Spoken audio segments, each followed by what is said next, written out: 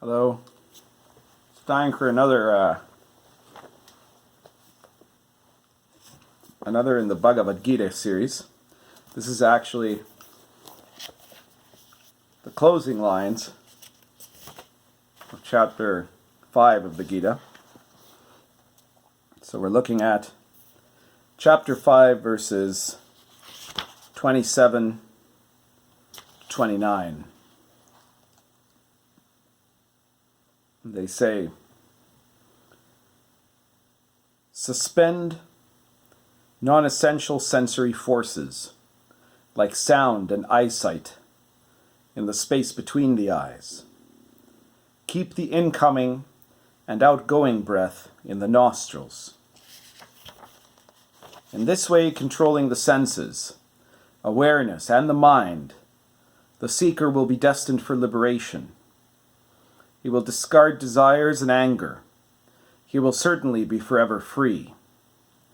The receiver of offerings and sacrifices, the great Lord of all the worlds and their rulers, the benefactor of all living beings, one who knows me as this will achieve peace. So these lines close off the chapter about the yoga of awareness in action, karma samkhya. And we saw in the previous chapter, in the previous video rather, that in this chapter it was talking about people being able to focus inwardly and enjoy the inner world. That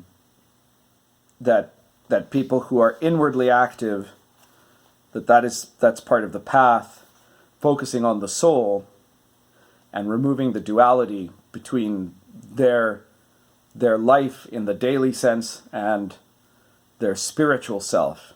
That this is one of the keys to yoga, one of the keys to transformation.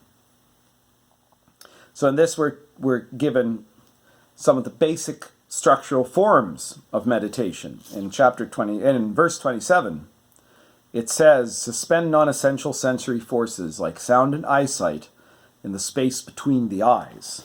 The space between the eyes being what you could call the third eye, right? In Qigong, it's called the Tianmu, the celestial eye. And this is a very ancient practice, right? It says, keep the incoming and outgoing breath in the nostrils. So it's talking about breath control, which is a big feature in ancient yoga practices. Now you have to understand, this is the Bhagavad Gita we're talking about. It's a very, very ancient text. And anything even vaguely resembling what most people think of as yoga didn't exist in that way in that time. The practices that most people in the West think of as yoga really only were invented around the 19th century. They've got, a bit more than 100 years of age. But all of the rest, the techniques of meditation have been something that have been part of India and then from there to the east and then to the west for a very long time.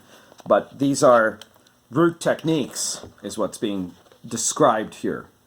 And what it's really saying can be interpreted on a few different levels.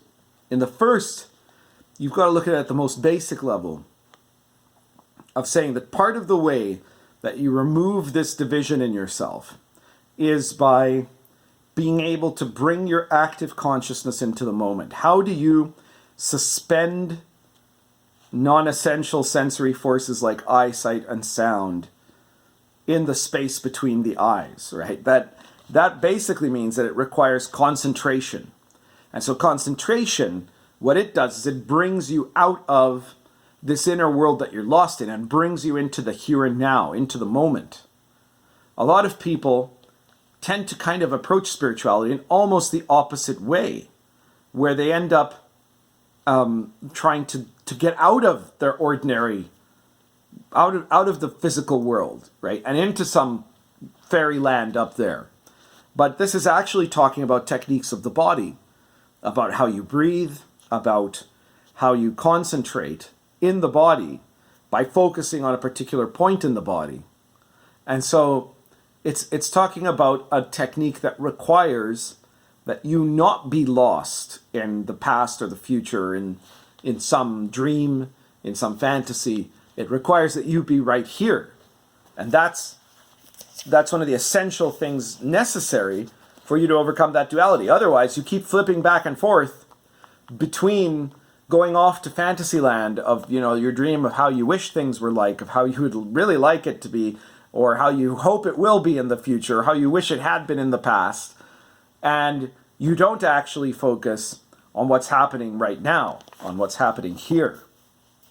So this is what is meant by controlling the senses, awareness, and the mind. And it means this is what is meant by he will discard desires, fear, and anger, because those are the things that motivate you to be separate within yourself, to be divided into two different people. The one part of you that is constantly trying to escape from the reality of where you are. And this is ironic that most people try to escape because they want to be free of these things, but of course trying to escape never frees you of these things. Diving into them in a deep way is how you can become liberated, right? If you're outside of these motivations to run away from your present, and you just end up being in your present and working in it and acting in it. And then there's another important part of that, which is what we see in the last verse. The receiver of offerings and sacrifices, the great Lord of all the worlds and their rulers, the benefactor of all living beings, one who knows me as this will achieve peace. When Krishna says me here, he's not referring to Krishna the man. He's referring to himself as a manifestation of enlightenment, as a manifestation of the Godhead, right? And so what this is saying is that the other part of the formula besides concentration is a union to the divine. If the only place that you can make that union to the divine happen is in the now, is in the here and now, in the present, is bringing your active consciousness to show up in the present moment.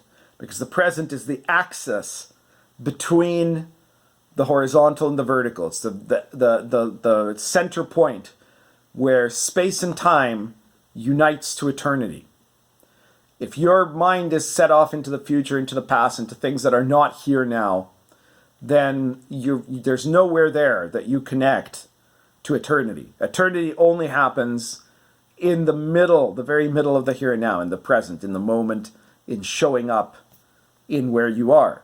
And if you can do that by concentration, then you can catch that glimpse of how in the person in front of you, in the things around you, in yourself, in the objects all over, all of these things are united by this greater reality of eternity being this force that pervades all phenomenal things in space and time. And when you do that, you grasp union with the divine. So if you can see the divine in all things, you see the divine, obviously here Krishna is directly speaking as Guru to Arjuna. And he's saying if you can see the divine in the Guru at that moment of concentration, then you can achieve that liberation from your own ego or from your own pettiness. Let's put it that way. But it is equally so that if you can see that union in the stranger, in the person you don't know, in an animal, in a rock, in any of these sort of things, if you can be able to discover that nature of enlightenment that is everywhere and in everything. It's not, you can call it a god, right? But it's not a god of the tribe, right? It's not the god that lives in the mountain over there and only that place, or that lives in the church, right? Inside the church somewhere. That's where God is. It's not the God that you hope is going to punish someone that pissed you off. It's also not the God that you hope is going to make your team win the football game, or that'll cure your aunt's gout. It's the God that is omniscient, omnipotent, and omnipresent, right? That is in all things and is found within all that is in the present.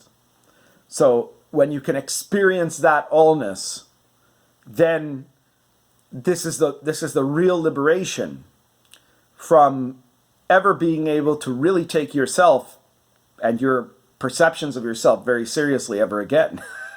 Because suddenly you see how tiny a part of all of that you are, right? And you say, you're not in the middle.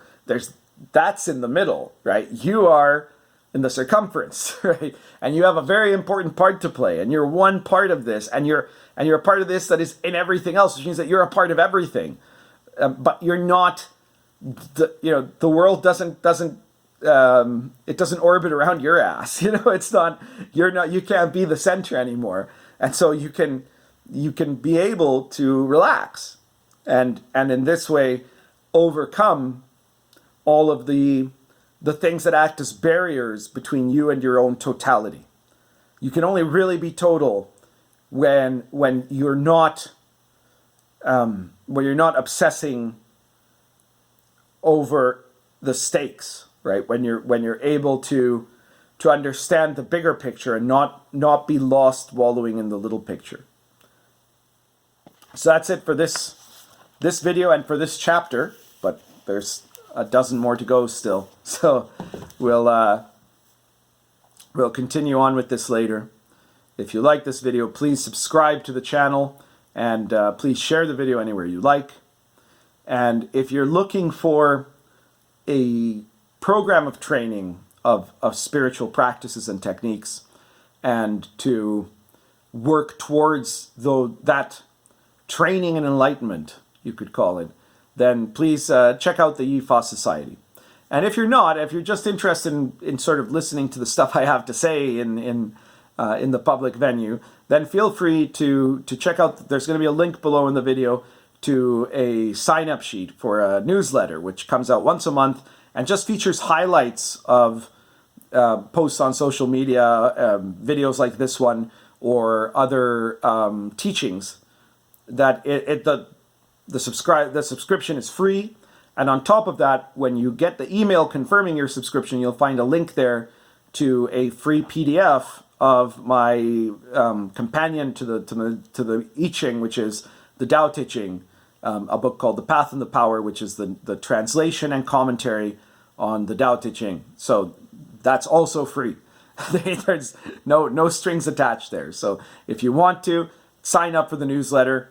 And if you're looking for a serious school for spiritual practice, then check out first of all, check out the playlist on this channel of the Yifa Society. And if that appeals to you, then get in touch with me about that. Thank you very much.